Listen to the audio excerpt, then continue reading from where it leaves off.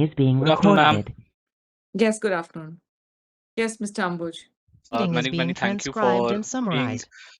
invited for the very first episode of TBS Talks, and Thank we are you. very delighted to have you here, ma'am. Thank you. Let's continue. Okay नमस्कार और आप सभी का बहुत बहुत स्वागत है टीबीएस टॉक्स के पहले एपिसोड में। ये सिर्फ एक पॉडकास्ट नहीं है, ये एक ऐसी जगह है जहां हम उन लोगों के बारे में बात करते हैं जो इस देश की असली कहानी लिखते हैं, बिना स्पॉटलाइट के, बिना ग्लैमर के और बिना ट्रेंडिंग हुए। आज का दिन भी कुछ खास है क्योंकि आज हम एक ऐसी शख्सियत से बात करने वाले हैं जो पिछले 25 सालों से गांव की धरती से लेकर दिल्ली की ऊंची दीवारों तक एक ही काम कर रही हैं, और वो है इस देश के सबसे कमजोर इंसान की आवाज बनना। ये पॉडकास्ट उन युवाओं के लिए है जो चेंज बनना चाहते हैं, और ये पॉडकास्ट उन लोगों के लिए भी है जो कभी किसी एक ऐसे सिस्टम से लड़ रहे हैं जो उन्हें देख तो रही है मगर अनदेखा भी कर रही है। नमस्कार, मैं हूं अंबुज राय और आप देख रहे हैं TBS talks, the better society foundation का एक प्लेटफॉर्म जिसका सिर्फ एक ही मकसद है, जहां एक बेहतर समाज बनाना हर युवा की जिम्मेदारी है। सो देवियों संजनों, आज आज हमारे लिए एक अत्यंत गौरव और प्रसन्नता का विषय है क्योंकि हमारे बीच भारतीय प्रशासनिक सेवा की वर्ष 2000 बैच की आईएएस अधिकारी श्रीमती मनमीत कौर नंदा जी उपस्थित हैं। 2 दशकों से अधिक के अपने उत्कृष्ट प्रशासनिक जीवन में उन्होंने शासन और प्रशासन के लगभग प्रत्येक स्तर पर महत्वपूर्ण जिम्मेदारियां निभाई हैं। जिलों के नेतृत्व से लेकर भारत सरकार के सर्वोच्च नीति निर्माण तंत्र तक, पश्चिम बंगाल के उत्तर 24 परगना और हुगली की जिलाधिकारी के रूप में उन्होंने निर्वाचन प्रबंधन में ऐसे नवाचार किए जिनके लिए उन्हें वर्ष 2013, 14 और 2015 में लगातार 3 बार बेस्ट इलेक्टोरल प्रैक्टिसेस अवार्ड से सम्मानित किया गया। वर्ष 2016 में ग्रामीण विकास एवं मनरेगा के क्षेत्र में उनके उल्लेखनीय कार्यों के लिए उन्हें भारत सरकार द्वारा प्रतिष्ठित प्रधानमंत्री उत्कृष्ट लोक प्रशासन पुरस्कार भी प्राप्त हुआ। इसके पश्चात उन्होंने वाणिज्य मंत्रालय तथा कैबिनेट सचिवालय जैसे महत्वपूर्ण संस्थानों में कार्य करते हुए राष्ट्रीय स्तर पर नीति निर्माण और प्रशासनिक समन्वय में महत्वपूर्ण योगदान दिया। वर्तमान में माननीय मनमीत कौर नंदा जी सामाजिक न्याय एवं अधिकारिता मंत्रालय के अंतर्गत दिव्यांग जन सशक्तिकरण विभाग में अतिरिक्त सचिव के रूप में देश के 2.6 करोड़ से अधिक दिव्यांगजनों के जीवन को अधिक सुलभ, समावेशी और सम्मानजनक बनाने की दिशा में अग्रिम भूमिका निभा रही हैं। आइए हम सभी एक दूरदर्शी प्रशासक, संवेदनशील नेतृत्वकर्ता और समावेशी भारत की सशक्त पक्षधर आदरणीय श्रीमती मनमीत कौर नंदा जी का हार्दिक स्वागत करते हैं। We heavily heartily welcomes you, ma'am. Thank you so much. Namaste. नमस्कार मैम। सो मैम, ये podcast basically the better society foundation का एक यूथ प्लेटफॉर्म से हो रहा है जिसके ज्यादातर व्यूअर्स स्टूडेंट्स हैं, यूपीएससी एस्पायरेंट्स हैं या किसी भी गवर्नमेंट एग्जाम की तैयारी करते हैं, और कोई ना कोई सपने लेकर एक ऐसे युवा के तौर पर यहाँ बैठे हुए हैं जो कि समाज में कुछ बदलाव लाना चाहता है। तो मेरा पहला सवाल आपसे यही है कि एक एस्पायरेंट से आईएएस ऑफिसर बनने तक की अपनी इस इंस्पायरिंग जर्नी के बारे में हमें कुछ बताएं। इस सफर में आपने किन चैलेंजेस के सामना किया और कौन सी चीजें थी जिन्होंने आपको लगातार आगे बढ़ने की प्रेरणा दी, क्योंकि आप लाखों युवाओं के लिए एक इंस्पिरेशन हैं और हम सब आपकी जर्नी से कुछ ना कुछ सीखना चाहते हैं। मैं ये भी बोलूं कि मैं आज भी अपनी जर्नी से कुछ ना कुछ सीख रही हूँ और that's for sure ma'am. But एक यूपीएससी एस्पायरेंट के लिए मेरे लिए सिर्फ चलो पहले मैं अपनी कहानी सुनाती हूँ। मैं जी मैम, कभी जी मैम। यूपीएससी देना ही नहीं चाहती थी। मुझे पता भी नहीं था कि यूपीएससी क्या है। फ्रैंकली मैंने अपनी एमबीए की और एमबीए की पढ़ाई के पश्चात जब नौकरी ढूंढने की चेष्टा की तो पता चला नौकरी की बाजार में बहुत कम जॉब ओपनिंग्स हैं। And I am talking about the year 1996-97 और मेरे हस्बैंड जो उस समय मेरे बॉयफ्रेंड थे और उनके फादर एक ग्रुप डी कस्टम ऑफिसर थे और मैंने उनके पास अपना बायोडेटा भेजा और बोला प्लीज अगर आप किसी को मेरी सिफारिश कर दें तो शायद मुझे अभी से पहले बेहतर नौकरी मिल सके। तो उन्होंने जब मेरा बायोडेटा दिया और बोला कि बेटा आप अपना टाइम वेस्ट कर रहे हैं फजूल में, आपके तो ऐसे मार्क्स रहे हैं और आप एक टॉपर रही हैं, आपने यूपीएससी के बारे में कभी सोचा क्यों नहीं? तो तब उन्होंने पहली बार मुझे ये पूरे एग्जाम के बारे में बताया और बोला कि शायद तुम एक बहुत एप्ट कैंडिडेट होगी। और मेरे 3 बेटे हैं लेकिन उन्होंने मेरी मेरी ये ख्वाहिश नहीं पूरी की। वो सब फर्स्ट जनरेशन एंटरप्रेन्योर्स हैं और तुम शायद इस ड्रीम को आगे ले ले जा सको। उस समय मैं थॉमस कुक कंपनी में काम करती थी और जी।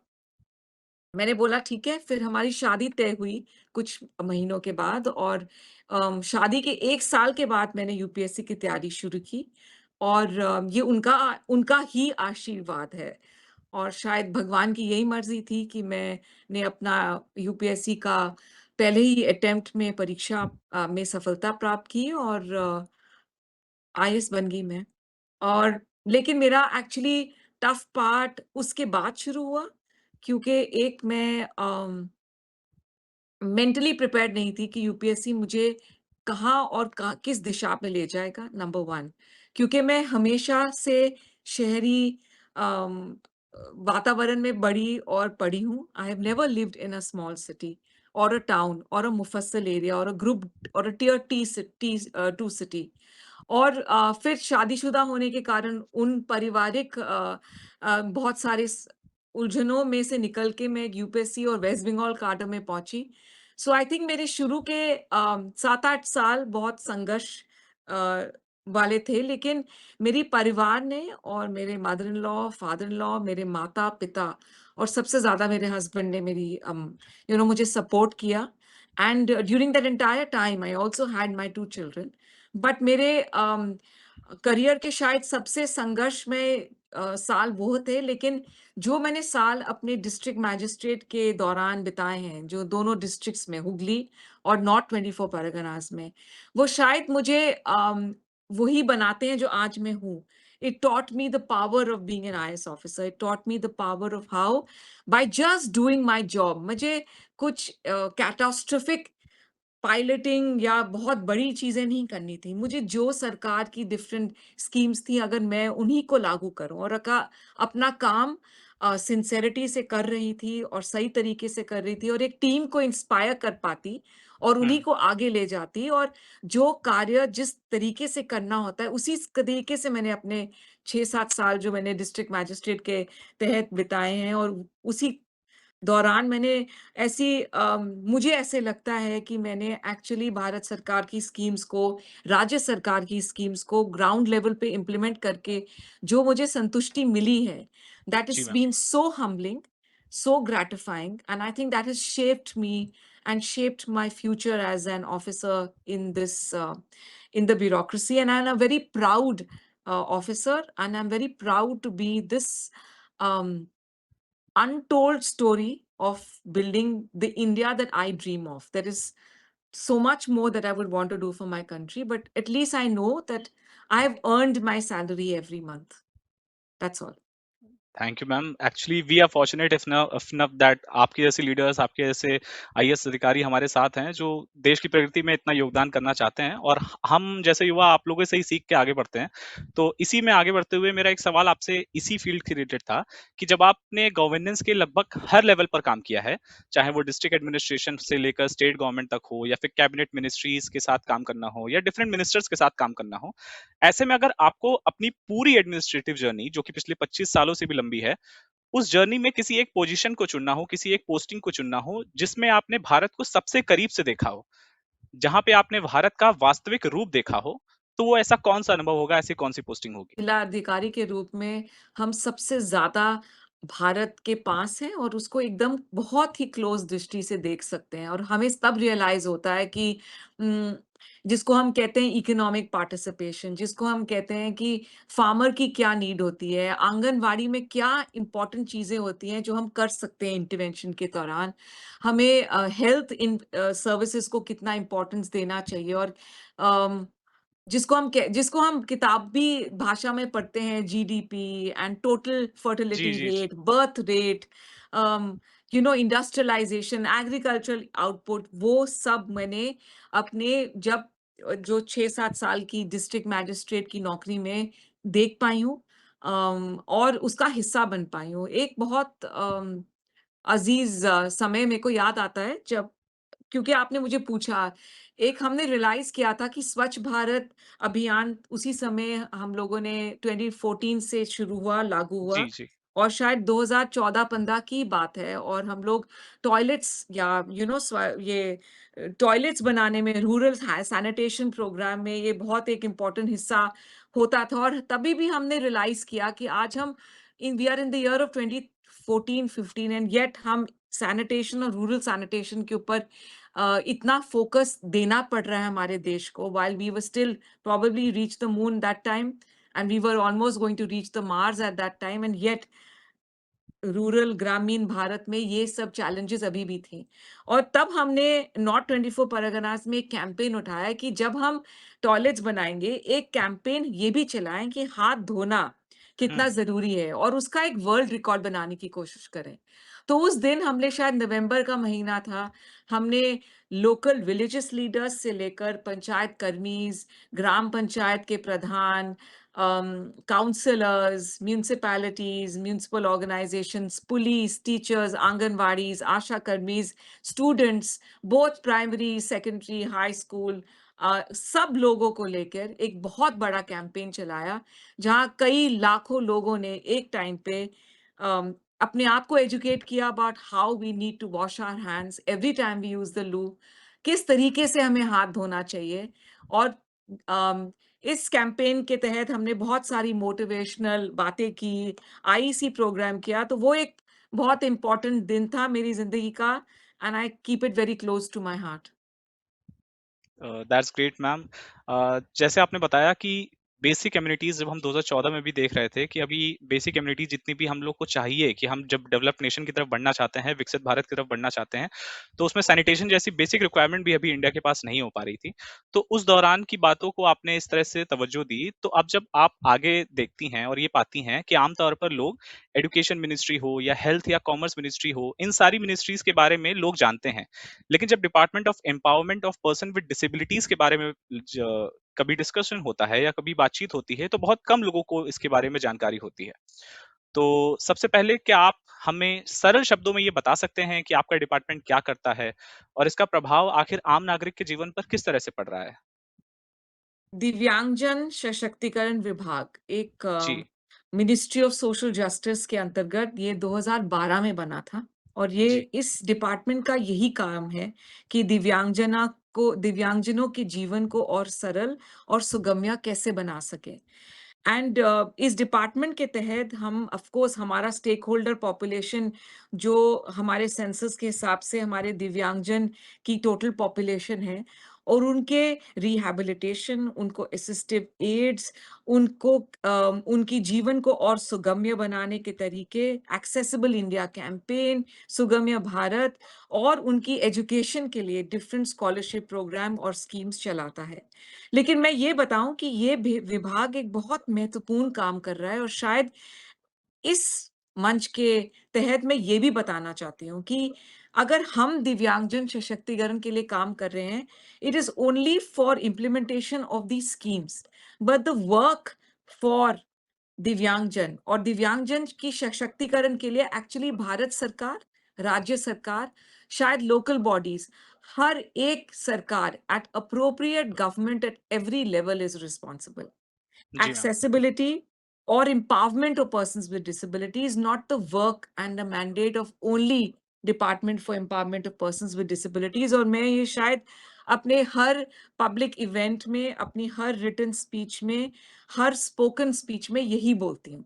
आई थिंक जैसे हम empowerment of the persons or citizens of the country is the responsibility of every administrator, उसी तरह empowerment of persons with disability and accessibility is the mandate of every department.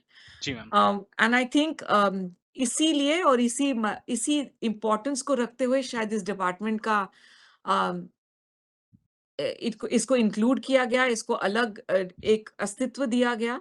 लेकिन इस डिपार्टमेंट के तहत हम different schemes ज़रूर चलाते हैं।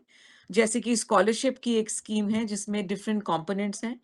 Pre matric, post matric, top scholarships because हम जानते हैं कि with education comes the true empowerment of person और आज का यूथ हमारे कल का भविष्य है, इसलिए उनको सशक्त होना और उनको पढ़ाना और उनको सही इंस्टीट्यूशंस में एजुकेशन दिलवाना वो भी एक इम्पोर्टेंट काम है। आरपीडब्ल्यूडी एक्ट जो representation of persons with disabilities act 2016 एक बहुत अच्छा अधिनियम है और उनके उनकी मैंडेट्स को इस डिपार्टमेंट अलग-अलग दिशाओं में और अलग लेवल्स में और अलग स्कीम्स के तहत लागू करता है। हम लोग एक डीडीआरएस स्कीम चलाते हैं जिसमें हम जी। डिफरेंट एनजीओस को ग्रांट हुँ। के माध्यम से स्पेशल स्कूल चलाने के लिए सहायता देते हैं। हम लोग हमारी एक एक से सेक्शन 8 कंपनी है जो शायद भारत सरकार की केवल एक ही एक सेक्शन 8 कंपनी है। Section 8 means it's a non profit organisation, it's a non profit corporation that produces assistive aids and appliances, जिसको अलिम्को के ओके, नाम से आप लोग सब जानते हैं। तो जी, artificial limbs manufacturing corporation of India इसी डिपार्टमेंट के अंतर्गत तैयार की गई और उन्हीं के माध्यम से हम डिफरेंट एड्स एंड अप्लायंसेस की डिफरेंट कैंप्स के माध्यम से डिफरेंट एड्स को हम डिस्ट्रीब्यूट करते हैं फ्री ऑफ कॉस्ट। और हम लोगों ने प्रधानमंत्री दिव्याशा केंद्र एक वन स्टॉप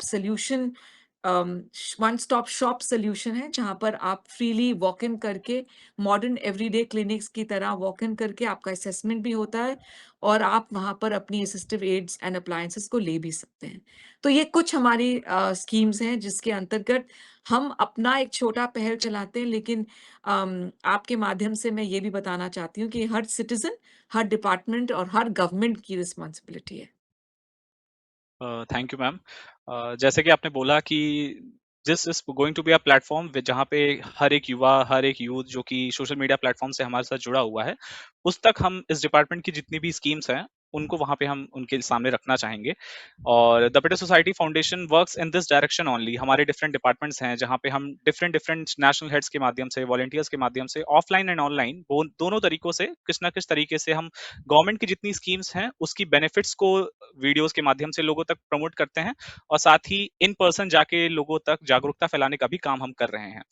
मगर जब भी मैं ये देखता हूँ कि कानून की बात हो या योजनाओं की बात हो, तो कानून और योजनाएँ बनाना मुझे लगता है कि एक सरकार का पहलू है या एक मिनिस्ट्री का पहलू है। लेकिन सामाजिक सोच बदलना शायद उससे भी बड़ा काम है। तो आपके अनुभव में डिसेबिलिटी के प्रति लोगों की सोच में सबसे बड़ा बदलाव आखिर क्या आया है या फिर क्या आना चाहिए? और अभी हमें इस दिशा में क्या काम करने की ज़रूरत है? माननीय प्रधानमंत्री जी ने दिसंबर 2015 में सुगम्य भारत का की पहल की थी, the all India accessible India campaign. और उसके तहत हमें डायरेक्शंस दी गई और वो आरपीडब्ल्यूडी एक्ट में भी ये मैंडेट किया जाता है कि बैरियर फ्री फिजिकल एनवायरनमेंट, जी, बैरियर फ्री ट्रांसपोर्टेशन सिस्टम्स और एक barrier free information and communication technology हमारे हर सिटीजन इंक्लूडिंग हमारे दिव्यांगजनों के लिए उपलब्ध होनी चाहिए। एंड आई थिंक 10 साल हो चुके हैं फॉर द आरपीडब्ल्यूडी एक्ट। जी, 10 साल हो गए हैं आरपीडब्ल्यूडी एक्ट के एनैक्टमेंट में, 10 साल हो गए हैं ऑल इंडिया कैंपेन में और 20 साल हो गए हैं यूनाइटेड नेशन कन्वेंशन से जिसमें हमने signatory as as a country हम सिग्नेटरी बने हैं। तो 2026 एक बहुत महत्वपूर्ण एक वाटरशेड ईयर है और मुझे ऐसा लगता है कि हम लोगों ने इस डायरेक्शन में बहुत स्टेप्स लिए हैं। आज की देश में हम आज के टाइम में हम देखते हैं the number of accessibility measures लिए गए हैं, बहुत सारी गवर्नमेंट बिल्डिंग्स को रेट्रोफिट किया गया है, एक्सेसिबल बनाया गया है, बहुत सारी वेबसाइट्स को, एप्स को एक्सेसिबल बनाने की चेष्टा कंटिन्यूअसली रही है। हमें हमारे एयरपोर्ट ज़्यादातर एक्सेसिबिलिटी फीचर्स के साथ हैं। रेलवे प्लेटफॉर्म्स और स्टेशन शायद 8,000 से ज़्यादा हैं, उनमें भी कुछ-कुछ स्टेप्स लिए गए हैं, सब में नहीं, लेकिन of course there is a timeline, funds की चीज़ें होती हैं, लेकिन ये काम चल रहा है। इसके लिए अलग-अलग मंत्रालयों के साथ हम लोग कंटिन्यूअसली इसको अपडेट किया जाता है। लेकिन मुझे ऐसे लगता है कि सबसे इम्पोर्टेंट चीज़ जिसको अभी भी बदलने की ज़रूरत है और वो है माइंडसेट। एक्सेसिबिलिटी का बिगेस्ट इम्पेडिमेंट माइंडसेट है। ह्यूमन नेचर अभी तक इस मिसकंसेप्शन में है कि एक्सेसिबिलिटी डीईपीडब्ल्यूडी की रिस्पॉन्सिबिलिटी है और एक्सेसिबिलिटी बहुत ही एक्सपेंसिव है। Actually exclusion is expensive. जब हम एक इनएक्सेसिबल स्कूल बनाते हैं या फिर ऐसा स्कूल जहां पर एक्सेसिबल मटेरियल्स नहीं मिल रहे हैं, हमें टैलेंट वहां पर पूरी तरह नहीं पहुंच पाता। जब वर्क प्लेसेस इनएक्सेसिबल है तो प्रोडक्टिविटी की लॉस है। जब जी, पब्लिक ट्रांसपोर्ट इनएक्सेसिबल है तो economic participation is lost. When digital platforms are inaccessible, innovation is lost. Accessibility एक expenditure नहीं है. It is an investment into human potential. It expands markets, it expands the consumer base, it strengthens innovation, it strengthens product design, it strengthens institutions. और जो चीजें हम आज accessibility के नाम पे बना रहे हैं, like a ramp or an accessible feature in your iPhone, actually वो हर citizen के लिए और भी ज़्यादा helpful हो जाती है. Don't you use your speaking feature on yes your ma'am, iPhone? Voice assistant.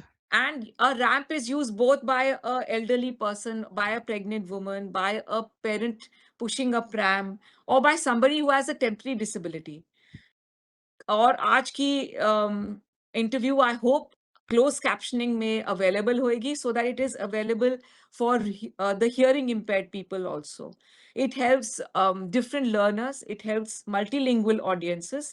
इसीलिए accessibility only increases inclusion, and inclusion only improves life. So it is an investment, it is not expenditure. I think ये एक बहुत बड़ा mindset हमें change करना पड़ेगा.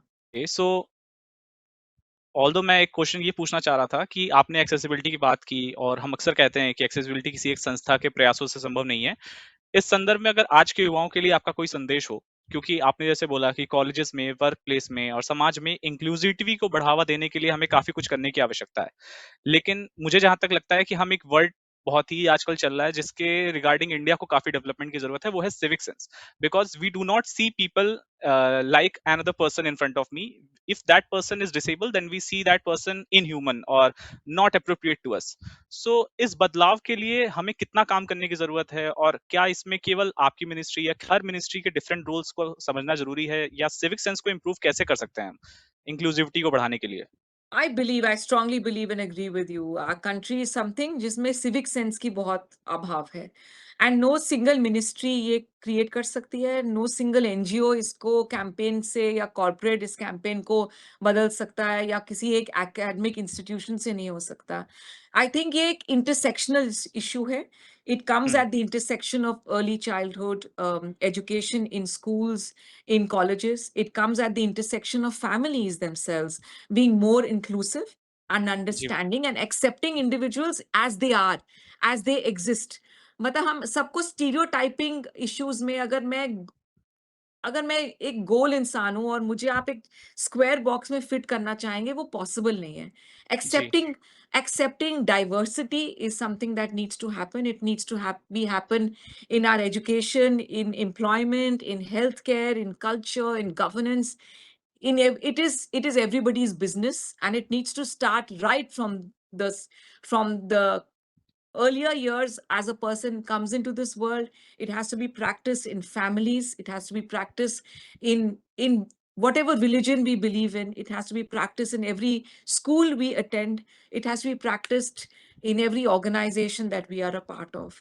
Yes ma'am. And um, and I think the change starts at home, and I think parents need to ensure that there is no uh, exclusion between how they raise their children. There should be no exclusion because of gender in their amongst their children and family members. It comes out to how a husband and a wife react to each other, how they speak to their own parents and each other's parents. So it moves from that. A societal change does not happen overnight. But my only message before we end this is that to the youth of the country, you have the power, and your power lies in the fact that जब आप लोग ठान लेते हैं किसी change को करना और एक्सेप्ट करना, तो सब मानेंगे. So wherever you are and whatever you do, whether in your own college, in your own school, in your own organization, in your neighborhood, in your residents association colony, ensure things are inclusive and they are accessible. If you have a gym in your housing society, make sure it's accessible, and don't use words very loosely. अरे तुम लूले हो, तुम बहरे हो क्या, तुम्हें सुनाई नहीं दे रहा? क्योंकि these are realities that we all have to face one day or the other. Yes जब मैं मैम। ये कहती हूँ, I don't want to sound negative, but all of us are only temporarily abled. Yes ma'am. Eventually हम कहीं ना exactly. कहीं किसी ना किसी हाँ, डिसेबिलिटी से ग्रस्त होंगे। एंड जी, it is not a matter of age now. Things happen very fast also very because fast. technology is as equal and evil like it is and boon for us. So my only plea to everyone is that be very mindful of your actions and be very mindful of what comes out of your mouth when you speak. Thank you ma'am. So at the end मेरा एक simple सा last question आपके लिए यही होगा कि जैसे कि आप हमारे फर्स्ट गेस्ट हैं इस टीवीएस टॉक के एपिसोड में, and we are really really happy to have you here ma'am. So the better society foundation, as you know, एक यूथ प्लेटफॉर्म है जहाँ पे स्टूडेंट्स हैं, रिसर्चर्स हैं। For information, I am also researcher ma'am, मैं अपनी PhD कर रहा हूँ एनवायरमेंटल साइंसेज में, एंड एनवायरमेंट के क्षेत्र में मैं जितनी चीजें करने की कोशिश कर सकता हूँ मैं कर रहा हूँ। बट जस्ट लाइक मी, मेरे जैसे यंग प्रोफेशनल्स हैं जो वर्किंग भी हैं, बट वो सोसाइटी में चेंज भी लाना चाहते हैं, लेकिन उसके लिए वो गवर्नेंस की साइट या गवर्नेंस का रास्ता नहीं चुनना चाहते, वो सोशल इम्पैक्ट का रास्ता चुनना चाहते हैं, या फिर वो सिविक एंगेजमेंट के लिए अपने लोकेलिटी में कुछ करना चाहते हैं। तो इन सारी चीजों को मद्देनजर रखते हुए हम लोगों ने सोचा कि एक बेटर सोसाइटी फाउंडेशन जैसी कोई संस्था होनी चाहिए, या ऐसे और भी एनजीओ होने चाहिए जो गवर्नमेंट की इनिशिएटिव्स, गवर्नमेंट की स्कीम्स को उनके साथ पैरेलली चलते हुए सोसाइटी में इम्पैक्ट ला सके। तो जहां यूथ खुद ही उन्हीं लोगों के बारे में बात कर रही है जिन्हें पॉलिसी के बारे में जिन्हें पॉलिसी निग्लेक्ट करती है। फॉर एग्जांपल, अगर हम यूथ हैं, हमारे लिए कोई पॉलिसी आ रही है, लेकिन हमने उसके लिए खोजना शुरू किया Yes, कि वो पॉलिसी मुझे yes. मिली, लेकिन अब मेरी ये जिम्मेदारी बन गई कि मैं चाहता हूं कि मैं इसे और लोगों तक ब्रॉडकास्ट करूं, और उसके लिए मैंने बेटर सोसाइटी फाउंडेशन के साथ जुड़ के काम करना शुरू किया। तो क्या आपको लगता है कि यूथ लेड प्लेटफॉर्म्स एक्चुअली में कोई फर्क डालते हैं? क्या ये एक्चुअल में गवर्नमेंट के इनिशिएटिव्स को पुश फॉरवर्ड कर सकते हैं? और अगर हाँ, तो हमारे जैसे युवा जो इस प्लेटफ़ॉर्म से जुड़े हुए हैं, उनको व आप क्या संदेश देना चाहेंगी कि अगर वो यूपीएससी के रूट को नहीं चुनना चाहते हैं, वो गवर्नेंस के रूट को नहीं चुनना चाहते हैं, बट वो इन फ्यूचर आपके जैसे कोई पोज़ीशन पे होल्ड करना चाहते हैं, आपके जैसे गौ इंडिया के लिए कुछ करना चाहते हैं, तो चा साथ ही साथ वो अपनी फैमिली के लिए भी सपोर्ट प्रोवाइड करना चाहते हैं। तो एक ऐसे अनएम्प्लॉयमेंट वाले एरा में जहाँ पे हम एक एस्पायरेशनल इकोनॉमी बनाते चले जा रहे हैं यूपीएससी की, जो कि एक भेड़-चाल वाली कहते हैं कि ज़िंदगी होती जा रही है, जहाँ पे आप 4-5 साल इस चीज़ को देते हैं और उसके बाद आपके पास कोई स्किल्स नहीं होते हैं। तो टीवीएस जैसे प्लेटफ़ॉर्म्स, गवर्नमेंट की सारी स्कीम्स और यूथ के लिए एम्पावरमेंट, ये तीनों पैरेलली कैसे रन कर सकते हैं? एक बहुत इम्पोर्टेंट फेज है हमारे डिसेबिलिटी मूवमेंट में, उसको बोलते हैं नथिंग अबाउट अस विदाउट अस। आप जहां पर भी हैं और जो भी करना चाहते हैं, always take the opinion and the lived reality of a person with disability. And अगर आप डिसेबिलिटी में नहीं, बट जिस भी फील्ड में आप काम करेंगे या जिसके साथ आप ज्वाइन करते हैं, वहां की लिव्ड रियलिटी को जरूर ध्यान में रखें when you are making a policy, when you are talking about it. और हम एक बहुत एक्स्ट्राऑर्डिनरी डेकेड में जी रहे हैं। We are moving towards the Viksit Bharat and जी we ma'am. Are talking about the youth multiplier effect. We are talking about the youth force. So the youth is living in an extraordinary movement. There is artificial intelligence, there is assistive technology, there is the digital public infrastructure. There are so many communication tools that the youth use. Use this for the betterment of society in whatever way that you can. When you talk and engage on social media, engage proactively and not by causing nasty comments to people. You can give your opinion, you can still agree, not to agree, but do it with grace. And I think what my journey in the disability space has taught me that I think disability has to not be viewed in the lens of charity. And that is what I would say to the youth today. आप ये नहीं पूछे कि देश ने हमारे लिए क्या किया। और अगर आप एनजीओ सेक्टर में जा रहे हैं, तो आप ये नहीं पूछे कि हम लोगों के लिए क्या कर सकते हैं। आपका क्वेश्चन फंडामेंटली डिफरेंट होना चाहिए। आपको बोलना चाहिए कि समाज क्या करे ताकि वो और लोगों के साथ उनकी जीवन को बेहतर बना सके। There is a different way of looking at it. आप यस। समाज में क्या चेंज लाना चाहते हैं ताकि लोगों की ज़िंदगी बेहतर हो सके। So in terms of disability, how can society remove barriers that exclude people with disabilities? So the shift has to move away, and remember, from charity to a rights. We don't need sympathy in anything. We need only empathy. We don't need welfare. We need your participation. I don't need your money and your donation. I need your time. And most important, societal transformation will happen not overnight. It will take a lot of time. Don't lose hope and don't lose patience. Thank you, it was actually very nice having you with us and हम यही उम्मीद करेंगे कि आगे आने वाले जितने भी इनिशिएटिव्स होंगे, जितने भी आपकी और भी अचीवमेंट्स होगी, उन सबको हम साथ में मिलके सेलिब्रेट करेंगे और साथ ही साथ आपके विकसित भारत के स्वप्न और हमारे विकसित भारत के स्वप्न एक होंगे और वो विकसित भारत जब पूरा होगा, तो हम उसमें साथ में होंगे। और वो बहुत-बहुत विकसित धन्यवाद मैम। भारत विकसित और सुगम्य भारत होगा। Exactly ma'am, exactly. Thank you thank so you, much ma'am. Bye bye. Thank you. Bye ma'am, thank you ma'am.